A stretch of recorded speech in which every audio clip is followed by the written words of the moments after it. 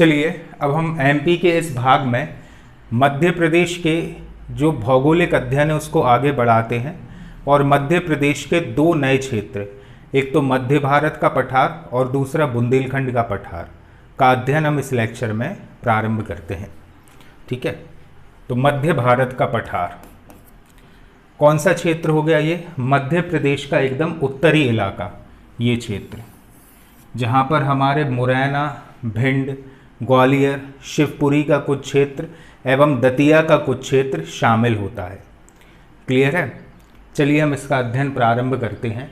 मध्य भारत के पठार की अवस्थिति 20 डिग्री 10 सेकंड से 26 डिग्री 48 सेकंड उत्तरी अक्षांश तक है। तो अब यहाँ पर अगर आप ध्यान से देखो तो ये है बाउंड्री किसकी? मध्य भारत के पठार की, यानी ये नीमच मंदसौर का कुछ इलाका भी शामिल है मध्य भारत के पठार में। तो अगर हम ध्यान से देखें तो 20 डिग्री 10 सेकंड ये हो जाएगा 20 डिग्री 10 सेकंड, और एकदम उत्तरी क्षेत्र में चले जाओ तो ये हो जाएगा आपका 26 डिग्री 48 सेकंड, और 74 डिग्री 50 सेकंड से 79 डिग्री 10 सेकंड पूर्वी देशांतर। तो बस उसको यहाँ पर ड्रॉ कर दो। ये वाला हो जाएगा आपका 74 डिग्री 50 मिनट्स से लेकर ये वाला क्षेत्र 79 डिग्री 10 मिनट्स पूर्वी देशांतर, और ये हो जाएगा आपका उत्तरी अक्षांश के मध्य में स्थित है पूरा का मध्य भारत पठार। ठीक है, तो ये जो कोऑर्डिनेट्स हैं ये आपको याद रखना है कि 20 डिग्री 10 सेकंड से 26 डिग्री 48 सेकंड उत्तरी अक्षांश में और 74 डिग्री 50 सेकंड से 79 डिग्री 10 मिनट्स पूर्वी देशांतर में। ये इस पूरे एरिया को कहा जाता है मध्य भारत का पठार। क्लियर है? मध्य भारत के पठार मध्य प्रदेश के उत्तर व उत्तर पश्चिम में स्थित है। तो मध्य प्रदेश के उत्तर में है और उत्तर पश्चिम में। ये वाला क्षेत्र हो गया उत्तर का और ये क्षेत्र हो गया उत्तर पश्चिम का। यहाँ पर अवस्थिति है किसकी? मध्य भारत के पठार की। इसकी दक्षिणी सीमा पर मालवा का पठार, दक्षिणी सीमा पर आ जाएगा कौन सा? ये मालवा का पठार।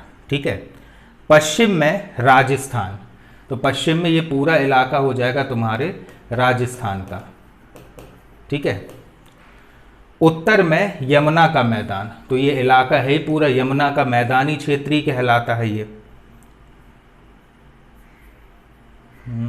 ये पूरा यमुना का मैदानी क्षेत्र ही है। तथा पूर्व में बुंदेलखंड का पठार, तो ये पूरा इलाका हो जाएगा आपका बुंदेलखंड का पठार। तो इतनी भौगोलिक अवस्थितियों से घिरा हुआ है मध्य भारत का पठार। ठीक है, इसका ढाल उत्तर व उत्तर पूर्व की ओर है। जो ढलान है ना, मतलब उत्तर और उत्तर पूर्व की ओर है। इसका तात्पर्य ये है कि इसका जो दक्षिणी हिस्सा है मध्य भारत के पठार का, दक्षिणी हिस्सा ऊंचा होगा और उत्तरी हिस्सा निचाई पर होगा। इसीलिए इसका जो ढाल है वो कुछ इस प्रकार का है। ये दक्षिणी हिस्सा हो गया और ये उत्तरी हिस्सा। तो दक्षिणी हिस्सा कंपैरेटिवली ऊंचा है और उत्तरी हिस्सा नीचा है। इसलिए इसका ढाल कैसा है? इसका ढाल उत्तर व उत्तर पूर्व की ओर है। तो नीचे वाला क्षेत्र काफ़ी ज़्यादा ऊंचाई पर है और उत्तर पूर्व का क्षेत्र काफ़ी ज़्यादा नीचे की तरफ है। इसे चंबल का उप आर्द्र प्रदेश भी कहा जाता है। ठीक है, तो ये चीज़ याद रखना कि ये वाला जो क्षेत्र है उसे कहा जाता है चंबल का उप आर्द्र क्षेत्र। क्यों बोलते हैं? क्योंकि मालवा क्षेत्र से उद्गमित होते हुए चंबल नदी पहुंचती है राजस्थान में, और राजस्थान से फिर मध्य भारत के पठार पर एंटर होकर उत्तर प्रदेश में जाकर यमुना नदी में जाकर मिल जाती है। तो यहाँ पर बीहड़ों का बहुत ही ज़्यादा निर्माण किया है किसने? चंबल नदी ने, और यहाँ का अधिकांश इलाका चंबल नदी के जल से ही सिंचित होता है। इसीलिए इस इलाके को कहा जाता है चंबल का उप आर्द्र प्रदेश। क्लियर है?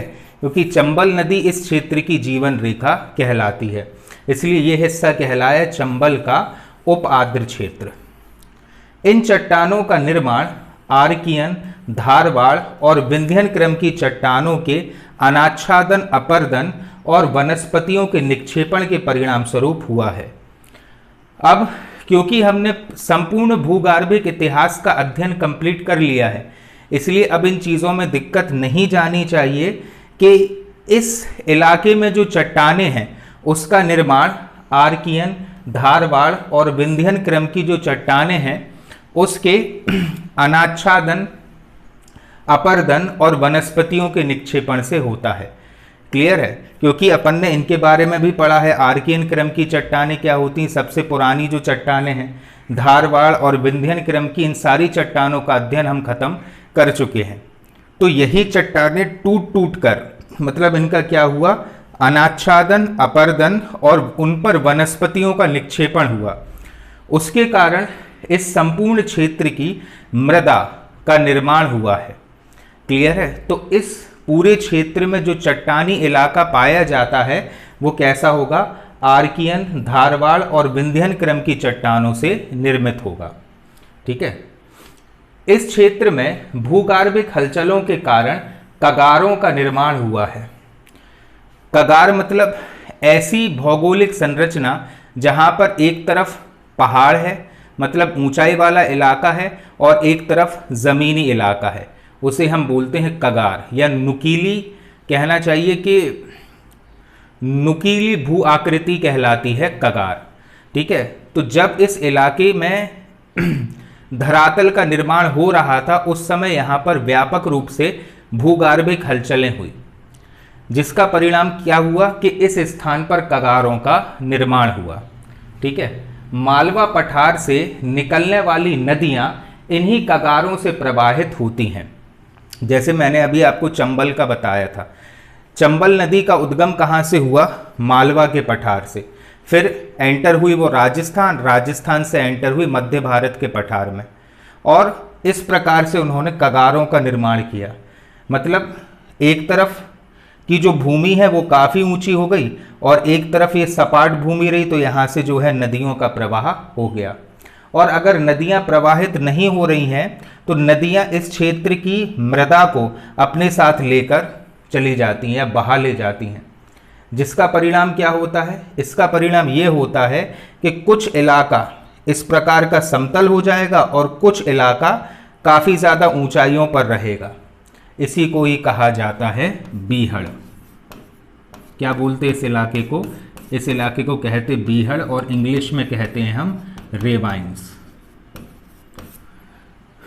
ठीक है? और यहाँ पर मालवा का जिक्र क्यों किया गया है, वो इसलिए किया गया है क्योंकि ये जो बीहड़ों का निर्माण हुआ है ना, ये बीहड़ों का निर्माण चंबल नदी के कारण हुआ है, जिसका उद्गम हुआ था मालवा क्षेत्र में। क्लियर है? तो इसके ऊपरी भाग की मृदा का इतना अधिक रूपांतरण हो गया है कि इनकी मूल विशेषता लगभग समाप्त हो चुकी है। ठीक है? मतलब मूल रूप से जिस प्रकार से इस मृदा का गठन हुआ था वो अब समाप्त हो चुका है, क्योंकि इतना व्यापक तरीके का अपर्दन इस इलाके में हुआ है। यहाँ प्रवाहित होने वाली नदियों ने उत्खात भूमि अथवा बीहड़ों का निर्माण किया है। यही चीज़ मैंने आपको समझाई है कि इस प्रकार से बीहड़ों का निर्माण हुआ है इस पठार में। कारण क्या है, चंबल नदी इस इलाके की मृदा को अपने साथ बहाकर ले गई, जिसके कारण जिस इलाके से नदी बही या नदी के जल का प्रवाह हुआ वो इलाका सपाट हो गया और उसके आसपास के इलाके कंपैरेटिवली ऊंचे हो गए। ठीक है? तो इस भूमि को कहा गया है बीहड़। इस क्षेत्र की औसत ऊंचाई लगभग 500 मीटर है। मतलब औसत ऊंचाई जो है इस पूरे इलाके की लगभग कितनी है, 500 मीटर है। इसके अंतर्गत राज्य के ग्वालियर, शिवपुरी, भिंड, मुरैना, श्योपुर, गुना, नीमच तथा मंदसौर जिले सम्मिलित हैं। देखो, नीमच मंदसौर के बारे में अपन ने मालवा के पठार में भी पढ़ा था, लेकिन नीमच और मंदसौर जिलों का कुछ हिस्सा, आप मैप में देखना, नीमच और मंदसौर जिलों का कुछ हिस्सा इस पठार में भी सम्मिलित है। चंबल सिंध घाटी का मैदान भू आकृतिक विविधता से परिपूर्ण है। मतलब चंबल और जो सिंध नदी है उसका जो मैदान है वहाँ पर बहुत सारी भू आकृतियाँ पाई जाती हैं, ठीक है, जिससे इन क्षेत्रों में बाढ़कृत मैदान, खड्ड, दोआब आदि का विकास हुआ है। देखो, उन्हीं बाढ़ग्रस्त मैदानों को ही नाम दिया गया है बीहड़, क्योंकि जब बाढ़ आई थी ना इस इलाके में, तो बाढ़ का पानी यहाँ की बहुत सारी मृदा को अपने साथ बहा ले गया था, और जहाँ पर पानी का बहाव नहीं था वे स्थान ऊंचे हो गए, और जहाँ पर पानी का बहाव था वे स्थान नीचे हो गए। उन्हीं को ही कहा गया बीहड़, और ये डाकुओं की शरण स्थली रही थी एक समय पर, ठीक है। मध्य भारत के पठार का कुल क्षेत्रफल 45,000 वर्ग किलोमीटर का है। मतलब ये पूरा जो क्षेत्र है ना मध्य भारत का पठार, वो कितने वर्ग किलोमीटर में विस्तृत है? 45,000 वर्ग किलोमीटर क्षेत्रफल में ये विस्तृत है, जिसमें से 32,896 वर्ग किलोमीटर का क्षेत्रफल मध्य प्रदेश में है। यानी इसका कुछ इलाका राजस्थान में भी जाता है और उत्तर प्रदेश में भी जाता है, और इन 45,000 वर्ग किलोमीटर का जो क्षेत्र है उसमें से 32,896 वर्ग किलोमीटर का मध्य भारत के पठार का क्षेत्रफल मध्य प्रदेश में है, जो राज्य के कुल भौगोलिक क्षेत्रफल का 10.7% है। ये आंकड़े आपको याद रखना है, ठीक है। इस क्षेत्र में वनों की अत्यधिक कटाई के कारण इसके उत्तरी क्षेत्र का अपरदन सबसे अधिक हुआ है, जिससे यह भारत के सबसे बड़े बीहड़ क्षेत्र में परिवर्तित हो गया है। क्या होता है ये चीज समझना कि जब धरातल पर वन होते हैं तो वनों में जो पेड़ हैं उनकी जो जड़ें हैं वे जड़ें मिट्टी को अपने तरफ समेट कर रखती हैं।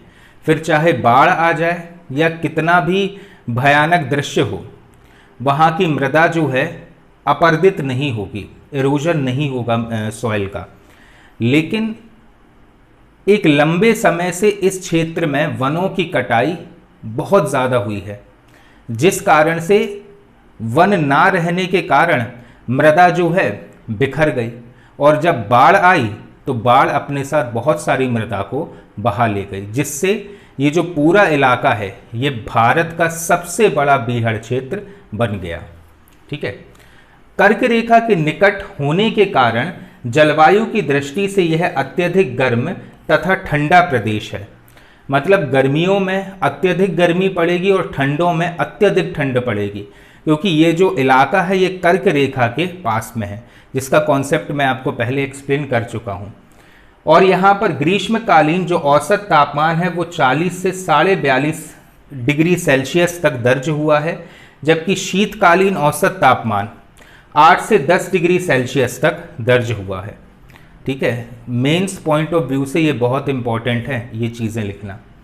इस पठार में वर्षा बहुत कम अर्थात 57.5 से 75 सेंटीमीटर तक होती है।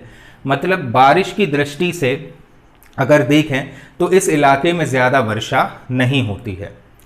यह जलोढ़ मिट्टी बाहुल्य पठार है। मतलब इस पठार में जो मृदा पाई जाती है वो किस प्रकार की है? जलोढ़ मिट्टी बाहुल्य पठार है, यानी यहाँ की मृदा जलोढ़ है। जलोढ़ मृदा की हम अलग से मृदा के बारे में पढ़ेंगे, लेकिन अभी इतना समझ लो, जल ओढ़, जल ओढ़ का तात्पर्य ये है कि जब वर्षा होती है या जब बाढ़ आती है तो बाढ़ पुरानी मृदा को बहा ले जाती है और नई मृदा उसके स्थान पर छोड़ देती है। तो ऐसी मृदा को कहा जाता है जल ओढ़ प्रकार की मृदा। क्लियर है? और यहाँ पर गेहूं, गन्ना, सरसों, चना, मूंगफली जैसी फसलें उगाई जाती हैं, और यहाँ पर सबसे ज़्यादा पैदावार होती है सरसों की। इस कारण से इस पठार को सरसों उत्पादन की हांडी कहा गया है। क्यों बोला गया इसे सरसों उत्पादन की हांडी? क्योंकि ये जो पूरा क्षेत्र है ये पूरा क्षेत्र सरसों उत्पादन के लिए ही जाना जाता है। तो मध्य भारत के पठार में आपको जो बातें याद रखनी है वो है सबसे पहले मेंस पॉइंट ऑफ व्यू से इसके कोऑर्डिनेट्स, मतलब कौन कौन से अक्षांशीय विस्तार है, कौन कौन सा देशांतरीय विस्तार है। इसके बाद इसकी खासियत, ठीक है, बीहड़ों के बारे में आपको अच्छा खासा मेंशन करना आना चाहिए। दूसरी चीज़ है कि यहाँ का टेम्परेचर कितना रहता है, कौन कौन सी नदियाँ यहाँ से प्रवाहित हुई हैं। तो उनमें से सारी नदियाँ तो नहीं, लेकिन कुछ नदियों का मेंशन आपको करना ज़रूरी है। इस पठार से चंबल, सिंध, कुंवारी, पार्वती, बेतवा, कुनू आदि नदियाँ प्रवाहित होती हैं। तो ये चीज़ आपको ध्यान रखना है कि चंबल तो प्रमुख है ही, साथ ही में सिंध, कुंवारी, पार्वती, बेतवा, कुनू ये नदियाँ भी यहाँ से प्रवाहित होती हैं।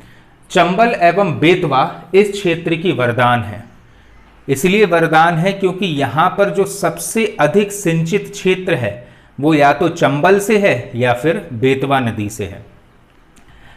प्रमुख नदी चंबल है, लेकिन बेतवा से भी अच्छी खासा इलाका यहाँ का सिंचित होता है। इस पठार में वन काफ़ी कम है, क्योंकि अपन ने अभी पढ़ा कि वनों की कटाई हो चुकी थी, जिसका परिणाम क्या हुआ कि मृदा बिखर गई, और जब नदियों का बहाव हुआ तो नदी अपने साथ बहुत सारी मृदा को बहा ले गई। यहाँ पर शुष्क एवं कटीले वनस्पतिक क्षेत्र हैं, सूखे इलाके हैं और कटीले वन यहाँ पर बहुतायत में पाए जाते हैं। या जैसे बांस, खैर, बबूल, करौंदे आदि यहाँ पर ज़्यादा मात्रा में पाए जाते हैं। कौन कौन से? बांस के वृक्ष होंगे, खैर के वृक्ष होंगे, बबूल के और करौंदे की यहाँ पर प्रमुखता होगी। शिवपुरी में कत्था बनाने का कारखाना अवस्थित है। कहाँ पर? शिवपुरी में। और ये जो खैर है, खैर के पेड़ से बनाया जाता है कत्था। क्लियर है? कौन से पेड़ से? खैर के। चीनी मिट्टी, चूना पत्थर, क्वार्टजाइट, स्लेट एवं इमारती पत्थर इस पठार के प्रमुख खनिज हैं।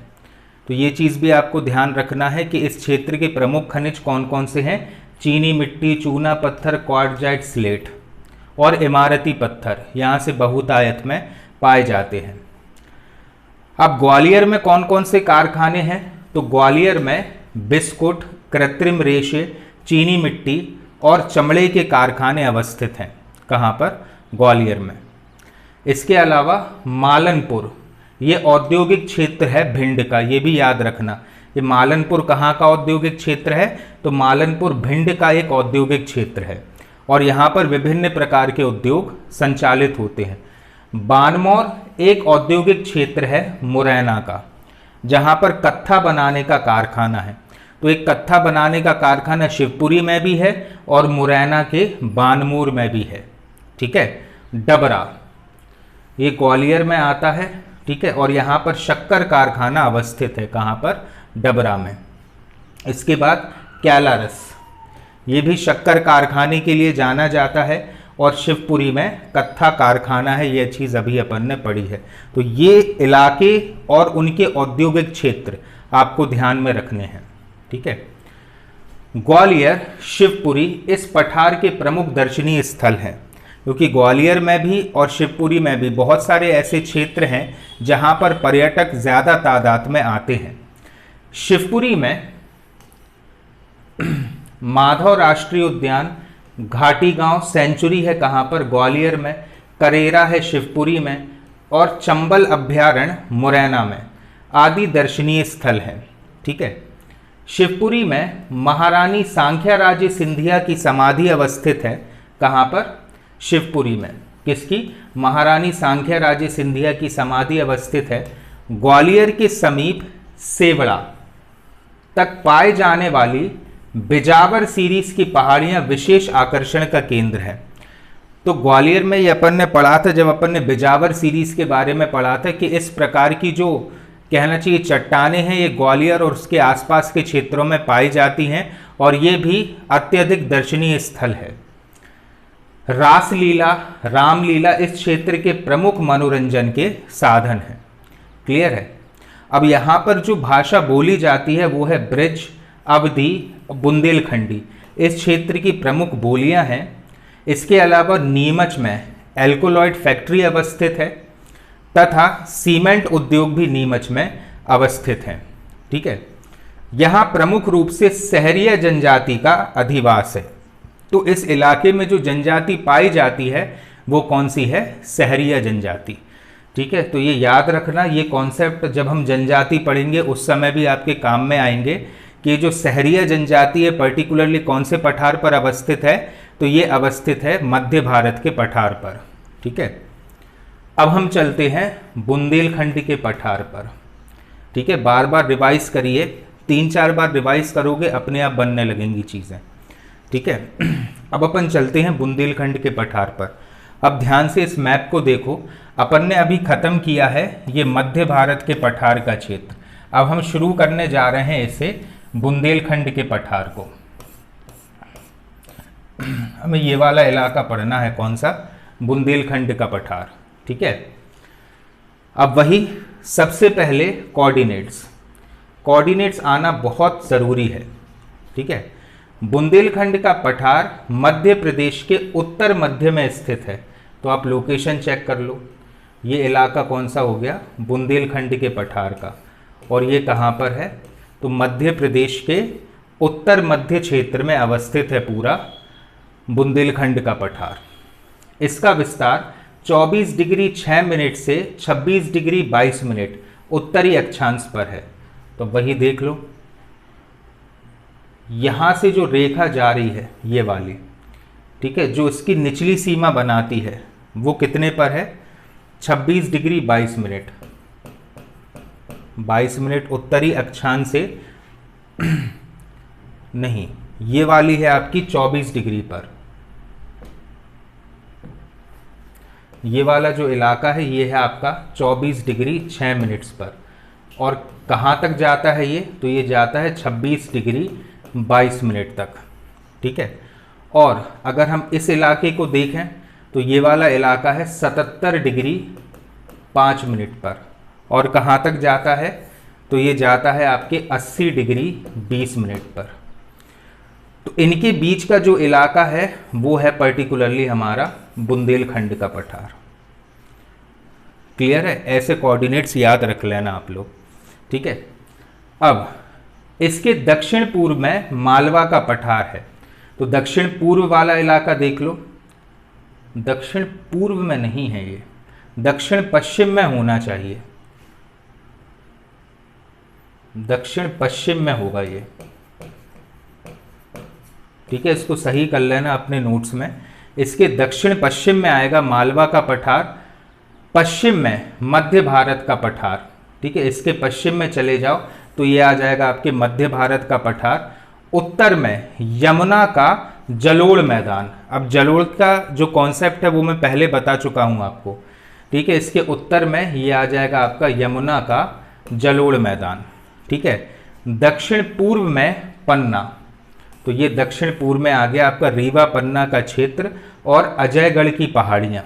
ठीक है, तो अजयगढ़ की पहाड़ियाँ भी इसी इलाके में अवस्थित हैं, पन्ना के पास में। तो ऐसे इसकी भौगोलिक स्थिति भी आप याद रख सकते हो। ठीक है, बुंदेलखंड पठार का कुछ भाग समतल प्राय मैदान है। मतलब ये जो बुंदेलखंड का पठार है इसका एक बहुत बड़ा हिस्सा कैसा है? समतल प्राय मैदान है तथा इसका ढाल उत्तर की ओर है। वही चीज़ है कि इसका जो दक्षिणी इलाका होगा ना वो ऊंचा होगा और जो उत्तरी इलाका होगा वो नीचा होगा। ऐसे भी समझ सकते हो आप कि इसके उत्तर से यमुना नदी प्रवाहित होती है और नदियों के जो इलाके होते हैं वो कंपैरेटिवली निचले इलाके होते हैं। ऐसे भी आप याद रख सकते हो कि जैसे हमने मध्य भारत के पठार में पढ़ा था कि मध्य भारत के पठार का जो दक्षिणी हिस्सा है वो ऊंचा है और उत्तरी हिस्सा नीचा है, वैसे ही बुंदेलखंड के पठार का दक्षिणी हिस्सा ऊंचा होगा और उत्तरी हिस्सा नीचा होगा। ठीक है, इसलिए कहा जाता है कि इसका ढाल कहाँ पर है? इसका ढाल उत्तर की ओर है और यहाँ पर ग्रेनाइट एवं नीस की चट्टानों से निर्मित पठार अवस्थित है। तो इसकी जो भौगोलिक संरचना है वो कैसे निर्मित है? ग्रेनाइट से और नीस से निर्मित है। यह पठार 3 ओर से अर्धचंद्राकार है। देखो, ये पूरा इलाका कैसा है? ये पूरा इलाका अर्धचंद्राकार है, अर्धचंद्राकार है। ठीक है, पूरा इलाका कैसा है? पूरा इलाका है अर्धचंद्राकार।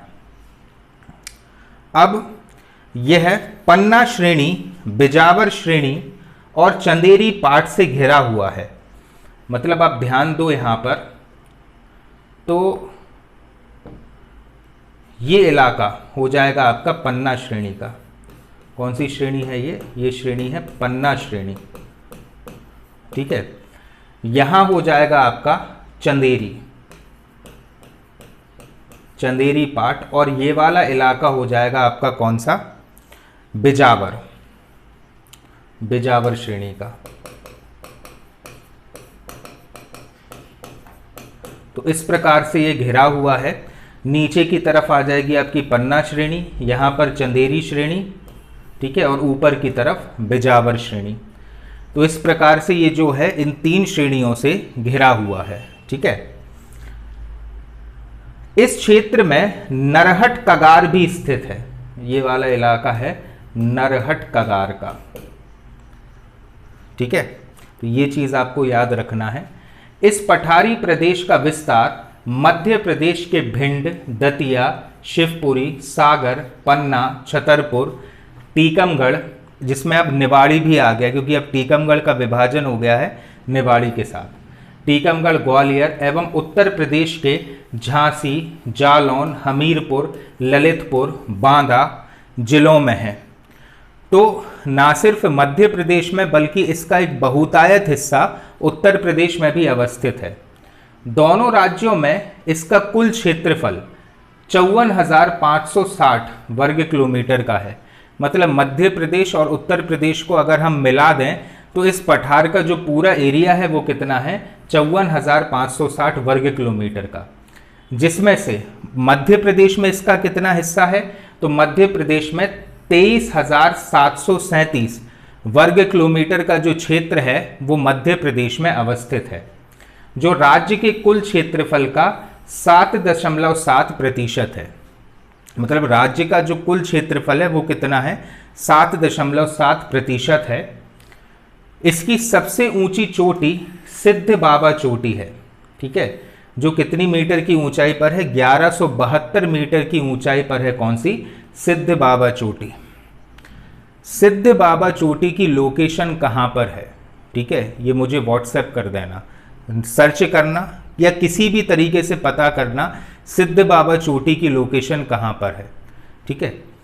बुंदेलखंड पठार की चट्टानों का निर्माण आग्नेय एवं कायांतरित चट्टानों से हुआ है। मतलब इस इलाके में जो चट्टानें पाई जाती हैं वे या तो आग्नेय हैं या फिर कायांतरित हैं। ये दोनों चीज़ें भी मैंने इसीलिए आप लोगों को जो भूगार्भिक संरचना है वो पहले पढ़ाई थी कि ऐसे जो शब्द आएंगे उसमें आप कंफ्यूज ना हो, ठीक है। तो ये जो आग्नेय चट्टान मतलब ऐसी चट्टान जो ज्वालामुखी उद्गार के बाद लावा के जमने से बनी है वो कहलाई आग्नेय चट्टान, और कायांतरित चट्टानों से हुआ है जिसमें ग्रेनाइट, शैल और नीस के निक्षेप पाए जाते हैं। मतलब इन चट्टानों में जो पत्थर पाया जाता है वो कौन सा है, ग्रेनाइट, शैल और नीस। यहाँ निचले विंध्यन, भांडेर, रीवा तथा कैमूर उपक्रम की चट्टानें पाई जाती हैं। तो इनमें से कौन कौन सी चट्टानें हैं, निचले विंध्यन, भांडेर, रीवा, कैमूर उपक्रम की चट्टानें पाई जाती हैं। इसमें ज़्यादा दिमाग नहीं लगेगा, इसलिए नहीं लगेगा क्योंकि पहले अपन ऑलरेडी ये चीज़ें समझ चुके हैं। इसके उत्तरी भाग में यमुना का जलोढ़ मैदान तथा दक्षिण पश्चिम में निचले भाग में दक्कन ट्रैप की चट्टानों का विस्तार है, क्योंकि नीचे आ जाएगा आपका मालवा का पठार और मालवा का पठार बना हुआ है दक्कन ट्रैप का, इसलिए उसके निचले इलाके में दक्कन ट्रैप का विस्तार होगा। भू आकृतिक दृष्टि से इस पठारी भाग को मैदानी और उच्च भूमि में विभाजित किया गया है। मतलब ये जो पूरा पठारी इलाका है इसका एक बहुतायत इलाका मैदानी है और एक इलाका माउंटेन पर है। तो इसे विभाजित किया गया है किसमें, इसे विभाजित किया गया है मैदानी इलाके में और उच्च भूमि में। बुंदेलखंड पठार के लगभग 70% भाग की ऊंचाई 300 मीटर है। क्लियर है, तो इसका जो 70% एरिया है उसकी ऊंचाई कितनी है, 300 मीटर से कम है, जबकि अन्य भागों की ऊंचाई 300 से 600 मीटर है। तो आप ये मान लो कि 300 से 600 मीटर जो है इस पूरे इलाके की ऊंचाई है, किसकी, बुंदेलखंड के पठार की। इसका 1/3 भाग समतल मैदान है। मतलब ये जो पूरा इलाका है ना बुंदेलखंड का, ये ये जो पूरा इलाका है इसका 1/3 भाग कैसा है, समतल मैदान है, जिसके तीनों ओर विंध्यन कगार है। मतलब जो कगार बना हुआ है या जो पहाड़ियां हैं इसके तीनों ओर, वो कौन सी हैं, विंध्यन पहाड़ियां। इस क्षेत्र से प्रवाहित होने वाली नदियों में धसान, केन एवं बेतवा ने सकरी घाटियों, जलप्रपात, कगार एवं खड्डों का निर्माण किया है। तो इस क्षेत्र से पर्टिकुलरली धसान, केन एवं बेतवा नदियां प्रवाहित होती हैं, जिसने इस इलाके में एक तो सकरी सी घाटियां बना दी हैं, बहुत से जलप्रपात हैं, कगार हैं और खड्डों का निर्माण किया है। क्लियर है। इस पठार के अंतर्गत पन्ना, छतरपुर, टीकमगढ़, दतिया के अलावा शिवपुरी जिले की पिछौर और करेरा तहसीलें भी आती हैं एवं ग्वालियर की डबरा और भांडेर तहसीलें भी इसके अंतर्गत आती हैं और भिंड जिले की लाहार तहसील भी बुंदेलखंड क्षेत्र में शामिल है। तो वैसे तो ये इलाके हो गए मध्य भारत के पठार के, लेकिन इन इलाकों की कुछ तहसीलें बुंदेलखंड के पठार में शामिल हैं। इस पठार में बहने वाली प्रमुख नदियां हैं सिंध, पाहुज, बेतवा, धसान और केन। ये ऐसी प्रमुख नदियां हैं जो बुंदेलखंड के पठार से प्रवाहित होती हैं। इस पठार की मिट्टी लाल, काली और दोमट है। मतलब जैसे अपन ने जलोढ़ मिट्टी पड़ी थी मध्य भारत के पठार में, वैसी बुंदेलखंड के पठार में जो मृदा पाई जाती है वो कैसी है, लाल, काली और दोमट है, जिसमें ज्वार, गेहूं, सरसों, तिल जैसी फसलें पाई जाती हैं या उगाई जाती हैं। अब यहाँ के जो प्रमुख औद्योगिक क्षेत्र हैं वो है टीकमगढ़ का प्रतापपुरा, छतरपुर का चंद्रपुरा, पन्ना का पुरैना, दतिया का बडेरा। ये कुछ औद्योगिक क्षेत्र हैं इस पठार के। इस पठार में जो वन पाए जाते हैं उसमें मुख्य रूप से सागौन के वृक्ष उगे हुए हैं या सागौन के वृक्ष की यहाँ पर अधिकता है। इसके अलावा खैर, पलाश, नीम, महुआ, बबूल, सेमल, आंवला, सेजा आदि के वन भी यहाँ पर पाए जाते हैं। ठीक है। और इस पठार की भूमि ऊसर है, जिसके कारण चारागाहों की अधिकता है। ऊसर का मतलब है कि यहाँ पर जो कहना चाहिए घास वाले स्थल हैं उसकी अधिकता है, और घास वाले स्थल की अधिकता होने के कारण इस पठार पर मवेशी अधिक पाए जाते हैं। ठीक है, यानी जानवरों की भी अधिकता यहाँ पर है क्योंकि यहाँ की भूमि कैसी है, ऊसर। इस पठार में प्राचीन काल मतलब नल दमयंती का जो समय था वहां से लेकर चंदेलों तक की राजनीतिक स्थली रही है, और मध्यकाल में इस पठारी क्षेत्र पर बुंदेलों एवं राजपूतों का शासन रहा है। यानी कि हम ये बोल सकते कि प्राचीन काल से ही ये पूरा पठार आबाद था। दतिया में सोनगिरी तथा पीताम्बरा पीठ, छतरपुर में विश्व धरोहर खजुराहो, निवाड़ी में ओरछा, पहले ओरछा आता था टीकमगढ़ में लेकिन अब पहुंच गया निवाड़ी में, निवाड़ी में ओरछा एवं महोबा इस पठार के प्रमुख पर्यटक स्थल हैं। ठीक है। पन्ना में रेप्टाइल पार्क, केन अभ्यारण्य घड़ियालों के संरक्षण के लिए जाने जाते हैं, जो यहाँ के प्रमुख पर्यटक स्थल हैं। ठीक है। अब अपन आगे देखें तो देश की पहली नदी जोड़ो परियोजना कौन सी थी, केन बेतवा परियोजना की शुरुआत भी इसी पठार से हुई है।